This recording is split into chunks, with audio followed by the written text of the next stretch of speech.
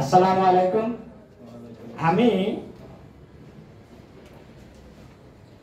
ফেনীর কৃতি সন্তান ডাক্তার মোহাম্মদ আবুল কালাম সাহেবের ম্যাটেরিয়া মেডিকা গ্রন্থ থেকে উনার বইটা আমার কাছে আছে। উনি মেডিসিনকে কবিতার মাধ্যমে উনি চিত্রায়িত করেছে।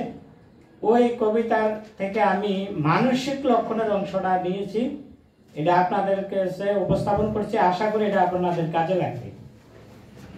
নাইট্রিক অ্যাসিডের মানসিক লক্ষণ নিয়ে একটি কবিতা। নাক্সের ন্যায় ক্রোধী সে, সামান্যতেই প্রতিবাদ, কারোর সঙ্গে সদ্বাদ নেই সদাই মতবাদ। মেজাজে তার ঠিক থাকে না, একগুয়েমি বেশ, সর্ব আপন তামাম জগতে যেন মরে শেষ। মৃত্যু কামনা করেও সে মৃত্যুকে ভয় পায়, রোগের চিন্তায় পেরেশান থাকে সর্বদা। হিংসা ক্রোধের জীবন্ত প্রতীক সদৃশ অ্যাসিড নাইট্রিকায়, শ্রেষ্ঠতর পরিচয় তার আশঙ্কা ভীরুতায়।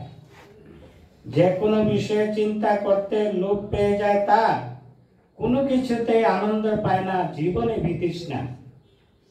সর্ব ব্যাপারে উদাসীনতা, ক্ষমা প্রীতি ভালোবাসা জানে না তো সে, শিরোপীড়ায় অনুভূতি বাঁধন ভাইছে।